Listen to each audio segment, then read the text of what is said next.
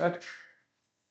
नमस्कार दोस्तों, पार्थवी अचीवर्स में आप सभी का स्वागत है।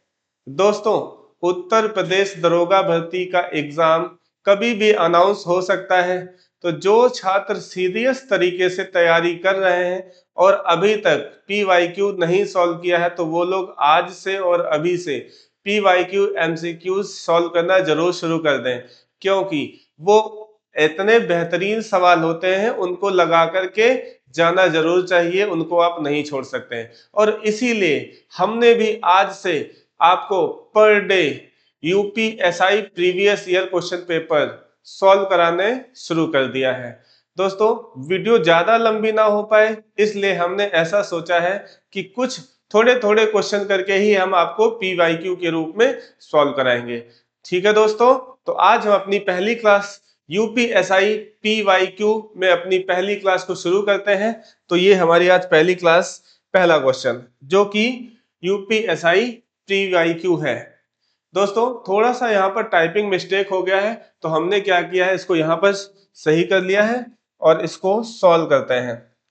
इसको अगर हम सॉल्व करें तो देखो क्या लिखा हुआ है, 5 + 4√5 whole square equal to question mark minus √5 का होल स्क्वायर प्लस 193। ठीक है, ये हमारा सही क्वेश्चन है, क्योंकि मिसप्रिंट था तो हमने इसको थोड़ा फिर से लिख लिया है। इसको सॉल्व करते हैं, इसका बेस्ट सोल्यूशन देखने की कोशिश करते हैं। देखो दोस्तों, आपको पता है कि जहां कहीं भी रूट पर स्क्वायर लगा होता है तो स्क्वायर हट जाता है। तो यहाँ पर आप देखोगे यहाँ पर भी स्क्वायर रूट लगा हुआ है, यहाँ पर भी स्क्वायर रूट लगा है और इसका स्क्वायर है। इसको सॉल्व करेंगे तो ये स्क्वायर इसको हटा देगा और ये हो जाएगा 16 पंचे 80, 80 और 5 ये 85 हो जाएगा। यहाँ से ये भी आ जाएगा, तो ये यहाँ पर वैल्यू हो जाएगी 85 प्लस ये 5 इधर से आ जाएगा, तो +5 इक्वल टू x प्लस 193। यहां से 85 5 90, उधर 193 को उधर लेके आएंगे तो 90 में से जब 193 माइनस होगा तो ये x की वैल्यू हो जाएगी। ठीक है ना, क्योंकि ये पॉजिटिव और ये नेगेटिव, बड़ी संख्या नेगेटिव है, इसलिए आंसर भी हमारा नेगेटिव में ही होगा। ठीक है दोस्तों, तो हमारा आंसर क्या हो जाएगा, 90 में से 193 जाएगा तो माइनस का 103 आंसर हो जाएगा। ठीक है दोस्तों, चलो अगला क्वेश्चन पे आते हैं। अगला क्वेश्चन क्या है, कह रहा है श्री जैकब ने 17,500 रुपए का निवेश दो अलग अलग योजनाओं ए और बी में क्रमशः 20% और 7.5% की साधारण ब्याज की दर पर किया। यदि 2 वर्षों में अर्जित ब्याज की कुल राशि, ये कुल राशि क्या है, ब्याज की है दोस्तों, तो हमें क्या बताना, ए में निवेश की गई राशि कितनी थी। दोस्तों, ये क्वेश्चन एक साधारण ब्याज पर या फिर ब्याज पर आधारित क्वेश्चन है, जिसमें कहा गया है कि 2 वर्षों में 3375 रुपया ब्याज है। तो दोस्तों, यहाँ पर एक बैंक ए में 20%, एक बैंक बी में 7.5% और दोनों से कुल मिलाकर के ब्याज के रूप में 3375 रुपया मिला है। अगर ये 3375 रुपया परसेंट में होता तो हम फटाक से एलिगेशन मेथड लगा लेते हैं। तो हम क्या करेंगे, इस 3375 को पहले रेट में कन्वर्ट कर लेंगे, यानी रेट बराबर क्या हो जाएगा, 3775 रुपया जो भी ब्याज मिला है ये किस पर मिला होगा भाई, मूलधन पर मिला होगा। तो मूलधन कितना हमारा है, 17500। क्योंकि ये 2 साल का है इसलिए डिवाइड बाई 2 भी कर देंगे, डिवाइड बाई 2, और परसेंट के लिए 100। ठीक है, 2 जीरो से ये 2 जीरो कट जाएगा, इसको काट देंगे तो ये जाएगा कितनी बार में, 25 सत्ते 175, ये कटेगा 25 एकम 25, बचेगा कितना, 25, 12 बचेगा, 12 और ये हो जाएगा 127, 25 पंचे 125, 25 एकम 125, यानी ये हो जाएगा, रेट कितनी हो जाएगी, 151.14%। अब देखो दोस्तों, ये कहा गया 17,500 रुपए को 2 योजनाओं ए और बी, ए में किस रेट से, ए से कहा है उसने 20% से, और बी योजना में कितने से, 7.5% से। तो मैंने अभी आपको बताया कि जब एक बैंक से उसे 20% की दर से ब्याज मिल रहा हो, दूसरी से उसे 7.5 से मिल रहा हो, तो अगर दोनों से हमें कुल कितना परसेंट में ब्याज मिल रहा था मिल जाए तो हम इसे एलिगेशन मेथड से निकाल सकते हैं। एलिगेशन मेथड क्या होता है, बड़े में से छोटे को घटा दिया जाता है तो और यहाँ पर लिख दिया जाता है, इन दोनों का डिफरेंस यहाँ पर लिखेंगे तो हमें ए और बी का अनुपात मिल जाएगा कि किस अनुपात में इसने अलग अलग ब्याज पर पैसा जमा किया था। तो इसको अगर हम माइनस करें तो 14 दूनी 28, 280 में से 280 में से 151 घटाना है तो कितना बचेगा भाई, 280, 14 दूनी 28, 280 में से हमें कितना माइनस करना है, 151। ये हो जाएगा 10 में से 1 जाएगा 9 बचेगा, 8 में से 7 में से 5 जाएगा तो बचेगा कितना 2, 129। ये हो जाएगा 129/14। ऐसे ही जब इसको हम सॉल्व करेंगे तो हो जाएगा 14 पंचे 70, 14 पंचे 70 का 0 हासिल आया 7, 14 सत्ते 98, 98 और 7 जाएगा 105। ठीक है ना, 105। तो ये माइनस हो जाएगा किसमें से, 151 में से। 151 में से अगर हम 105 माइनस करें तो बचेगा क्या, 11 में से 5 गया 6 बचा, और यहाँ पे 14 में से 10 गया 46, यानी कि 46/14। क्योंकि ये रेशियो है तो ये 14 और ये 14 कट जाएगा, तो हमारा जो ए और बी का जो रेशियो है, वो क्या बन जाएगा, 46/129। अब हमें किसका बताना था, ए में निवेश की गई राशि 46 के रेशियो में होगा, तो वही आंसर होगा जो 46 से डिवाइड होगा। देखो ये 46 के बहुत ही नजदीक है, कभी डिवाइड नहीं हो पाएगा, ये भी डिवाइड नहीं हो पाएगा, ये भी नहीं हो पाएगा, एक ही ऑप्शन है जो 46 से डिवाइड होगा, तो ये हमारा आंसर हो जाएगा। इससे बेस्ट में इसका सोल्यूशन मुझे नहीं लगता कि कोई होगा। ठीक है, अगले क्वेश्चन पर आते हैं। ये क्वेश्चन आपका मैथमेटिक्स में रीजनिंग का क्वेश्चन पूछ लिया गया है भाई। मैथमेटिक्स में रीजनिंग का क्वेश्चन पूछा गया है तो इसको सॉल्व करने की ट्रिक आपको पता ही होगी। कैलेंडर का ये बेस्ट क्वेश्चन है और एक क्वेश्चन कैलेंडर से जरूर आता है। कभी कभी होता क्या है कि ना पीवीआईक्यू में भी, यूपीएसआई पीवाईक्यू में भी रीजनिंग के क्वेश्चन पड़ जाते हैं, तो कोई दिक्कत नहीं है, हम इसको आसानी से सॉल्व कर लेंगे। हमें एक चीज पता है कि 7 दिनों के बाद दिन रिपीट हो जाता है, तो हम भी यही करेंगे, 7 से डिवाइड कर देंगे। तो यहां से जो रिमाइंडर बचेगा, रिमाइंडर कितना बचेगा, 6। इस रविवार में 6 जोड़ देंगे तो हमारा आंसर हो जाएगा, जो आएगा वही हमारा आंसर होगा। या फिर इस रिमाइंडर को हम -1 भी कह सकते हैं। ठीक है ना, तो इस रविवार में -1 कर दीजिए या +6 कर दीजिए, दोनों से ही सेम आंसर आएगा। -1 करेंगे यानी रविवार से पहले एक कौन सा दिन होगा, शनिवार, इसका आंसर होगा। ठीक है भाई, चलो अगले सवाल पर आते हैं। एक ट्रेन 99 मीटर लंबे प्लेटफॉर्म लंबे पुल को पार करने में 61 सेकंड का समय लेता है। वही ट्रेन पुल पर खड़े एक व्यक्ति को पार करने में 52 सेकंड का समय लेता है। आपको एक चीज पता है कि अगर कोई रेलगाड़ी है, उसकी कोई ना कोई लेंथ होगी, डी होगी, वो अगर किसी चाल से चल रही, तो हमें अगर स्पीड पता हो और उस व्यक्ति को पार करने में कितना समय लग रहा हो, तो हम इस ट्रेन की लंबाई बता सकते हैं, एल बता सकते हैं बहुत ही अच्छी तरीके से। तो देखो, अगर मैं कहूं यहाँ पर एक व्यक्ति खड़ा हुआ है और आगे एक प्लेटफॉर्म खड़ा हुआ है, तो अगर इस व्यक्ति को पार करेगी ये ट्रेन तो अपने लेंथ के बराबर डिस्टेंस चलेगी, और यहां पर अगर इस 99 मीटर पुल को, ये इसकी लेंथ कितनी है, 99 मीटर, 99 मीटर है, इसको पार करेगी तो अपनी लेंथ प्लस 99 मीटर चलेगी। यहां पर लगने वाला समय कितना है भाई, 52 सेकेंड, और यहां पर कितना है, 61 सेकेंड। तो देखो यहाँ पर जो भी अंतर है वो पुल को पार करने में लगने वाला समय है। तो अंतर देखो कितना है भाई, यहां से देख लिया जाए, 9 सेकंड में क्या हो रहा है, 9 सेकंड का डिफरेंस हो रहा है, यानी इस 99 मीटर को पार करने में रेलगाड़ी को 9 सेकंड लग रहा होगा।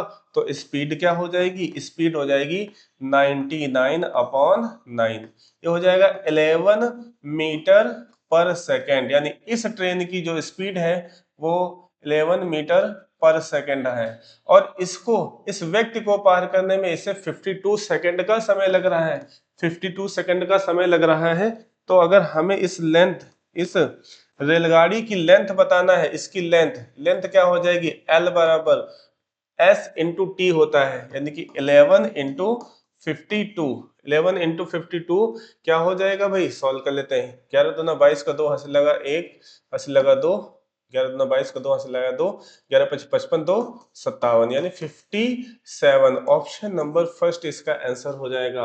आप इसको यहां से भी कर सकते थे कि जैसे ही आपको पता चल गया कि 11 मीटर पर सेकंड है स्पीड, तो 11 से कटने वाला ही आपका आंसर हो जाएगा। तो 6 2 ये भी नहीं होगा, ये भी नहीं होगा, ये भी नहीं होगा, 11 से कटने वाला एक ही ऑप्शन होगा जो 11 से कटेगा, वही इसका आंसर हो जाएगा। अगले क्वेश्चन पे आते हैं। कहा एक गोले का पृष्ठीय क्षेत्रफल ज्ञात करें जिसकी त्रिज्या 22 सेंटीमीटर और ये पाई है भाई, ये क्या है, पाई। पाई को हमें क्या लेना है, 3.4 सेंटीमीटर लेना है। ठीक है भाई, चलो गोले का पृष्ठीय क्षेत्रफल, गोला आपको पता है गोले का आयतन होता है 4/3 पाई आर क्यूब, लेकिन पृष्ठीय क्षेत्रफल क्या होता है, पृष्ठीय क्षेत्रफल का मतलब होता है जिसको हम पूरी पूरी छू सकें। पृष्ठीय क्षेत्रफल, पृष्ठीय क्षेत्रफल क्या होता है दोस्तों, पृष्ठीय क्षेत्रफल का मतलब हो जाएगा 4 pi R square, 4 pi R square. यहां पर देखा जाए तो हमें रेडियस कितना दिया हुआ है, जिसकी त्रिज्या 22 सेंटीमीटर है। 22 सेंटीमीटर का मतलब क्या है, आर स्क्वायर। यहाँ पर जो आंसर होगा, आर का मतलब है 11, 11 देखो इस त्रिज्या में आपको 11 भी मिलेगा और 2 भी मिलेगा। मतलब क्या है, अगर किसी भी आंसर को 11 से मल्टीप्लाई करके आंसर हम पा रहे हैं तो ऑप्शन से भी हम इसको निकाल सकते हैं। जो आंसर वही होगा जो 11 से डिवाइड हो जाए, वही हमारा आंसर होगा। ठीक है भाई, तो 11 की डिविजिबिलिटी आपको पता है क्या होती है, क्या होती है, अगर इनका अल्टरनेट नंबर्स का सम अगर सेम आ जाए या सॉरी 0 आ जाए या 11 का कोई मल्टीपल होता है तो वो संख्या 11 से डिवाइड होगी। तो इसमें से देख लेते हैं कौन सा ऑप्शन है जो 11 से डिवाइड हो जाता है। देखिए 7 6 13, 13 और ये 0 13, 7 4 11 1 12, 12 माइनस 13 1 हो जाएगा, ये तो आंसर नहीं होगा। ठीक है ना, देखो यहाँ पर 7 6 13 और 13 0 13, 9 4 13, 13 6 19, नहीं 9 4 13, 13 और 0, ठीक है ना, 13 माइनस 13, यहाँ का डिफरेंस जो है, डिफरेंस कितना आ गया, 0 आ गया। तो अगर डिफरेंस 0 आ रहा है अल्टरनेट नंबर्स का, यानी 7 6 13, 13 और ये 0, 9 4 13, 13 और ये 0, तो डिफरेंस 0 हो गया।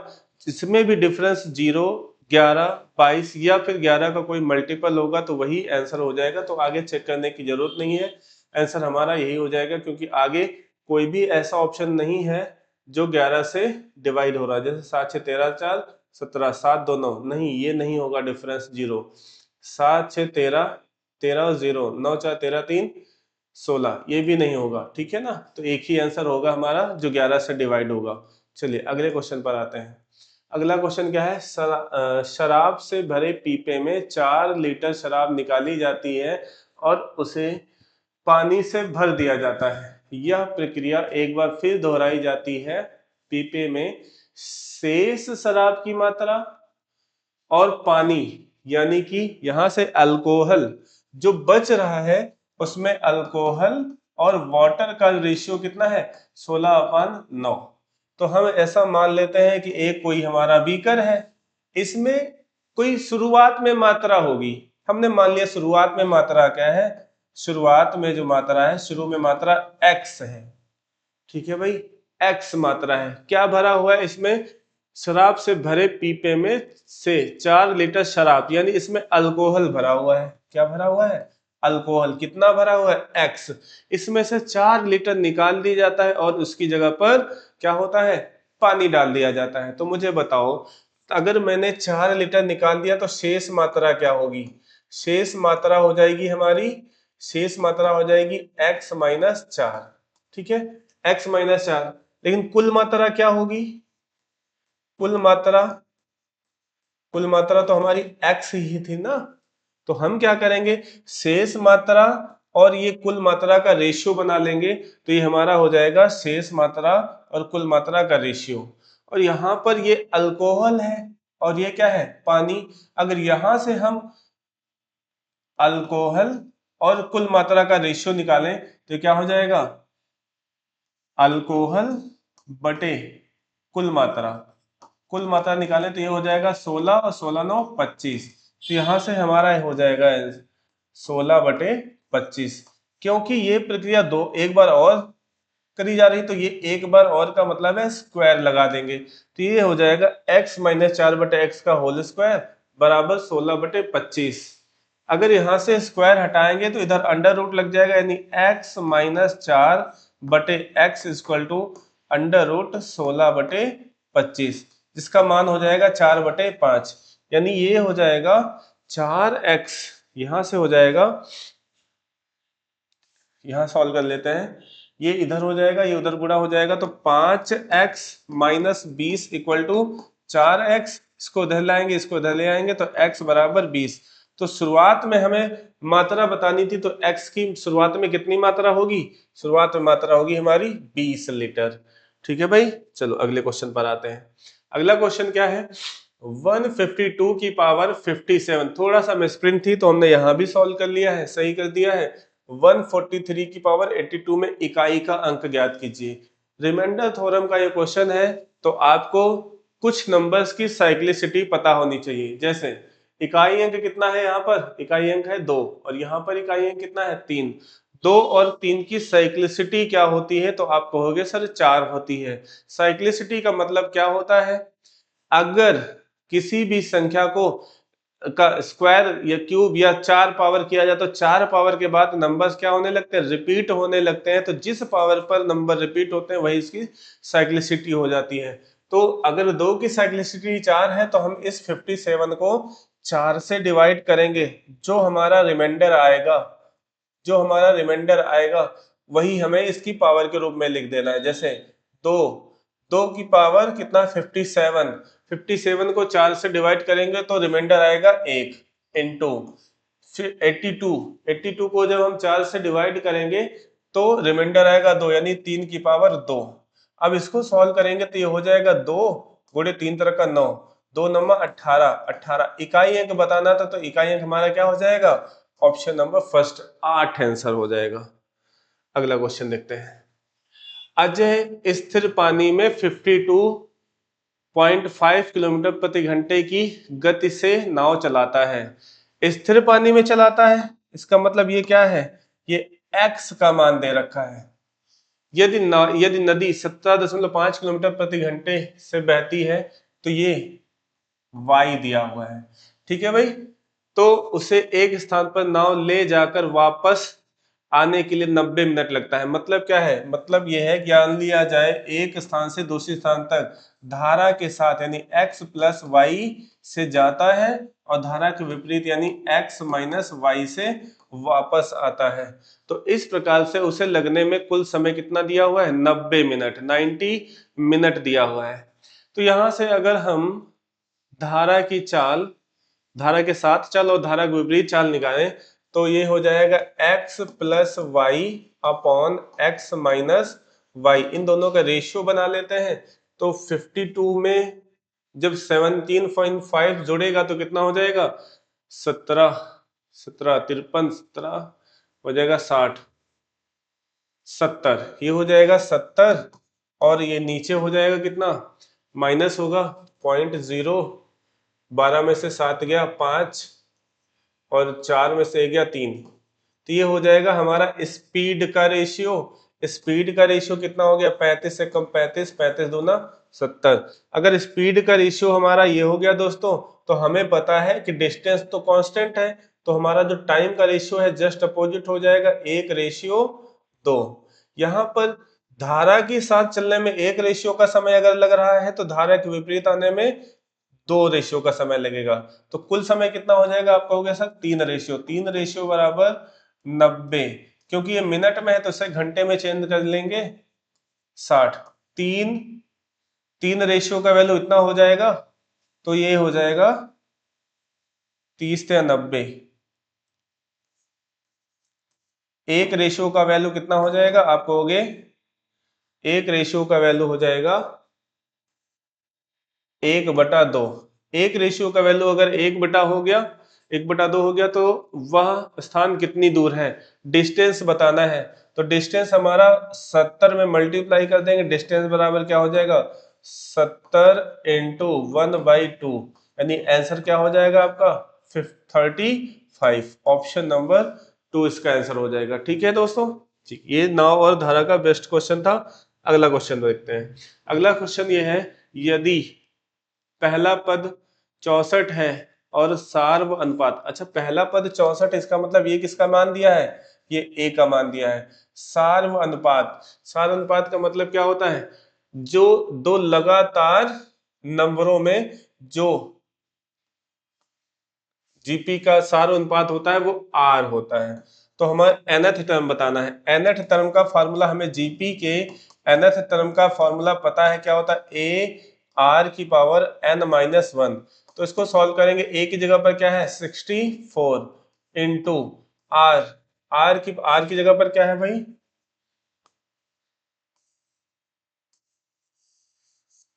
अच्छा 64 इंटू आर की जगह पर है 3/4 और इसकी पावर 4-1, ये हो जाएगा 64 इंटू 3/4 की पावर 3। देखो 4 की पावर 3 क्या हो जाएगा 64 हो जाएगा, तो ये 64 और ये 64 कट जाएगा, तो जो हमारा बचेगा वो क्या होगा 3 की पावर 3, 3 की पावर 3 यानी कि ऑप्शन नंबर 4 27 इसका आंसर हो जाएगा।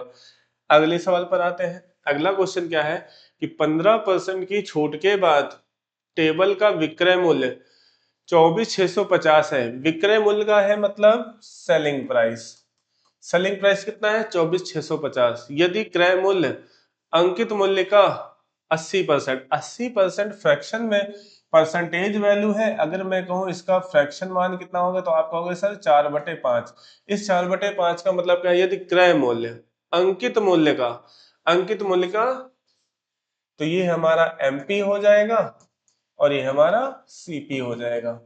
ठीक है भाई, चलो तो यहाँ पर क्या आ गया 15% की छूट। 15% का फ्रैक्शन वैल्यू हमें पता है क्या होता है, तो आप कहोगे सर 3/20 होता है। 3/20, अगर 20 एमपी था तो ये 3 रुपए की छूट हुई है। ठीक है दोस्तों, तो यहां से हमें क्या निकालना है, पहले तो सबसे पहले हमें एमपी पता होना चाहिए। तो एमपी क्या है, एमपी 3 रुपए की छूट दिया तो बेचा कितने में, आप कहोगे 17 में बटे 20 इक्वल टू छूट देने के बाद जो भी पैसा आया है वो क्या होता है 24,650 दिया है जो सेलिंग प्राइस है। इसको काट देंगे, इसको काट लेंगे तो क्या हो जाएगा 17 से ये जाएगा, 17 एकम 17 बचेगा कितना 7, 7 और 6 76 हो जाएगा, 17 चौको 68, 17 चौको 68, 68 और कितना बचेगा 68 8 76, ठीक है 17 बचे 85। तो हमारा जो एमपी है, एमपी है कितना हो जाएगा 1450 इंटू 20। अब ये कहोगे सर एमपी है, ये एमपी है और यहां पर एमपी का रेशियो कितना है 5, तो आप ये कहोगे कि 5 रेशियो का वैल्यू क्या है 1450 इंटू 20, तो एक रेशियो का वैल्यू कितना हो जाएगा, ये हो जाएगा 5 को 20, 5 को 20। तो अगर एक रेशियो का वैल्यू इतना है 1450 गुणे 4, तो हमें तो 4 रेशियो का वैल्यू बताना है ना जो कि सीपी है, सीपी बताना था। तो 1450 गुणे 16 मल्टीप्लाई कर लेंगे तो इसका आंसर हो जाएगा 16 जीरो, 16 पंचे 80 का जीरो हंस लगा 8, 16 चौको 64, 64 और 8 72 का 2 हासिल आया 7, 16 एकम 16, 16 और 7 23। तो आंसर आपका हो जाएगा 23,200। 23,200 कौन सा है, ऑप्शन नंबर सेकंड। अगले क्वेश्चन पर आते हैं। अगला क्वेश्चन क्या है, एक किराने की दुकान में लगातार 5 महीनों में इतना इतना इतना इतना और इतना रुपए की बिक्री हुई। छठे महीने में उसकी बिक्री कितनी होनी चाहिए ताकि औसतन बिक्री कितनी हो जाए 6,700। तो जब 6,700 औसत 6 माह का है तो कुल कुल 6 माह का कितना हो जाएगा 6 माह का कुल कितना हो जाएगा, तो आप कहोगे 6700 इंटू 6, मल्टीप्लाई करेंगे इसका तो 0 0 6 7 42 का 2 हंस लिया 4, 6 6 36 4 40, यानी पूरे 6 महीने में कुल योग कितना है बिक्री का 40,200। अब 5 माह में कितना है, अगर इसमें से माइनस कर दिया जाए 5 माह का, तो छठे माह में कितनी होगी हमें निकल आएगा। तो 5 माह का हम जोड़ लेते हैं, 5 7 12, 12 5 17, 17 2 19 का 9 हासिल आया 1, ठीक है। 3 2 5, 5 10, 3 13, 13 6 19, 19 1 20 का 0 हासिल आया 2, 6 7, 7 4 11, 11 और 4 15, 15 और 2 17 के साथ हासिल आया 1, 6 7 6 13, 13 7 20, 20 7 27, 27 और 6 33, 33 और ये कितना आया था, एक बार फिर से कैलकुलेट कर लेते हैं। 7 5 12, 12 5 17, 17 0, 17 2 19 का 9 हासिल आया 1, ठीक है। 3 2 5, 5 10, 10 3 13, 13 और 6 19, 19 1 20 का 0 हासिल आया 2, 6 1 7, 7 7 4 11, 11 और 4 11 4 15, 15 2 17 के साथ हासिल आया 1, 6 7 6 13, 13 7 20, 20 7 27, 27 6 33 और 1 34। सॉल्व करेंगे इसको, 10 में से 9 गया 1 बचा, 10 में से 9 गया 1 बचा, यहाँ पर 9 में से 0 गया तो 9 ही बचेगा, 9 1 सब में है, ठीक है। तो आगे देख लेते हैं, यहाँ पर 11 में से 7 गया तो 4,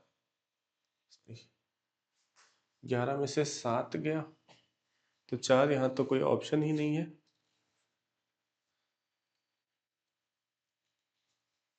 4 देख लेते हैं। और यहाँ पर कितना बचा, 39 में से 5 4 9 1, अच्छा यहाँ पर थोड़ा सा मिसप्रिंट छपा हुआ है, ये 1, तो ऑप्शन नंबर यही हमारा आंसर हो जाएगा, ऑप्शन नंबर 4, 5491, 5491 ही हमारा आंसर हो जाएगा, ठीक है दोस्तों। चलो अगले सवाल पर आते हैं। जब एक डेटा कार्ड को 18,290 रुपए में बेचा जाता है तो 18% का लाभ प्राप्त होता है। डेटा कार्ड का क्रय मूल्य, क्रय मूल्य बताना है तो क्रय मूल्य आप जानते हैं सीपी क्या होता है, सीपी अगर परसेंट की बात करें तो 100% होता है। अब इस पर 18% का लाभ ले लिया गया तो भाई कितने में बेचा जाएगा, 118% में, तो कहोगे आप 118%, और ये इसका सेलिंग प्राइस होगा, और सेलिंग प्राइस रुपए में कितना दिया हुआ है 18,290, तो 18,290 इसके बराबर हो जाएगा। तो 100% की वैल्यू क्या हो जाएगी, 100% की वैल्यू हो जाएगी 18290, और ये 100 मल्टीप्लाई इधर होगा डिवाइड बाई 118, इसको डिवाइड कर लेंगे तो क्या हो जाएगा 118,182। देखिए जब इस तरह के नंबर आ जाए तो आपको डिवाइड कर लेना ज्यादा सही रहेगा। तो जाएगा एक बार में 118, माइनस करेंगे 12 में से 8 गया 4 बचा, 7 में से 1 गया 6 बचा, और यहाँ से उतार लेंगे 9, ठीक है ना। कितनी बार में जाएगा, ये लगभग जाएगा 5 बार में, ठीक है ना, 5 बार में जाएगा तो 15 करके कौन सा ऑप्शन है, देखो एक ही ऑप्शन ऐसा है जो 15 करके है, बाकी सब में तो 1 4 है, ऑप्शन नहीं है, 1 6 है, 1 3 है, तो आगे आपको करने की जरूरत नहीं है, 1 5 5 0 इसका आंसर हो जाएगा, इसी पर टिक करके आप आगे बढ़ सकते हैं, ठीक है भाई। अगले सवाल पे आते हैं।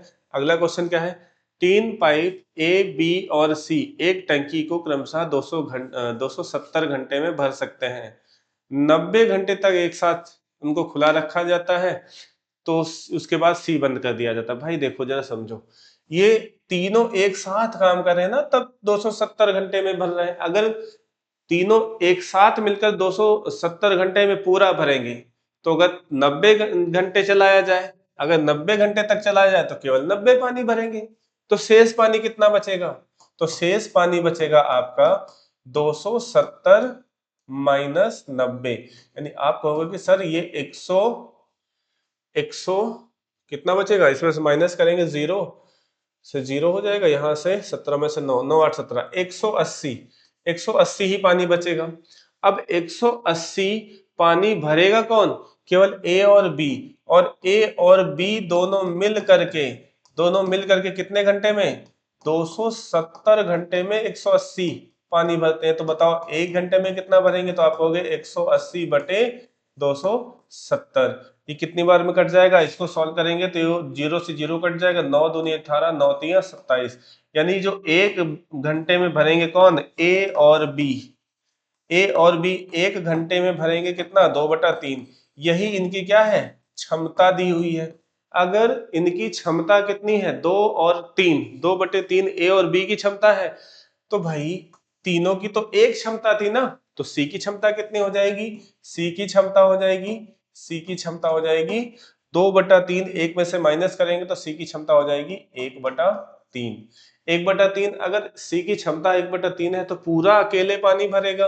अगर पूरा अकेले सी पानी भरे तो कितना समय लेगा, तो लगने वाला टाइम इक्वल टू कितना है, 270। टोटल पानी 270 था, डिवाइड बाई 3, 1/3, 1/3 ऊपर चला जाएगा, 27 या 81, यानी लगने वाला समय कितना है, 810। 810 सेकेंड ऑप्शन में, तो यही हमारा आंसर हो जाएगा 810। ठीक है भाई, चलो अगले सवाल पर आते हैं।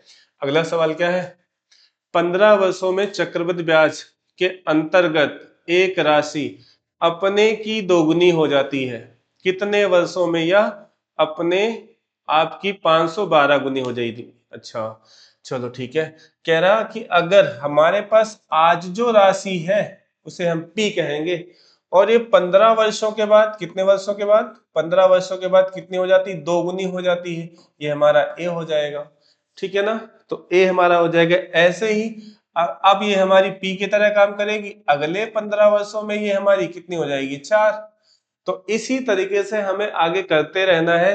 तो देखो, 2 गुना, फिर 2 गुना, फिर 2 गुना, फिर 2 गुना, फिर 2 गुना, फिर 2 गुना, फिर 2 गुना, ऐसे ही करके हमें तब तक करना है जब तक हमें 512 ना हो जाए। तो देख लेते हैं, 2 दूनी 4, दूनी 8, दूनी 16, दूना 32, दूना 64, दूना 128, 128 दूना 256, 256 दूना कितना हो जाएगा, 512। तो कितनी बार 2 का गुणा हुआ, 1 2 3 4 5 6 7 8 9, यानी 2 का गुणा कितनी बार हुआ है, 9 बार हुआ है। ठीक है ना, यानी इसको हम लिख सकते हैं 2 की पावर 9। इसको हम लोग क्या से लिख सकते हैं, 2 की पावर 9। जो घात होता है उसी में हम क्या कर लेते हैं, इन 15 वर्षों का क्या करते हैं, मल्टीप्लाई कर लेते हैं। तो हमारा जो टाइम हो जाएगा कितना हो जाएगा, 15 नंबर 135। तो 135 हो जाएगा, और 135 ऑप्शन नंबर सेकंड इसका आंसर हो जाएगा। ठीक है भाई, चलिए, तो हमारे आज के जो हमने छोटे से क्वेश्चन लिए थे, हमारे सारे क्वेश्चन खत्म हो गए हैं। ये हमारी दरोगा सीरीज का पहला पार्ट था, और इसमें हमने सिर्फ कुछ 14-15 क्वेश्चन लिए हैं। वीडियो लंबी ना हो इसलिए हम थोड़े थोड़े क्वेश्चन करके आपको करना शुरू कराते हैं, और आगे चल करके हम अपने नंबर ऑफ क्वेश्चंस बढ़ाते रहेंगे। ठीक है ना, तो अगर आपको क्लास अच्छी लगी है तो लाइक करें, शेयर करें, और अगर नहीं अच्छी लगी है तो एक बार फिर से देखें। ठीक है, चलिए, धन्यवाद।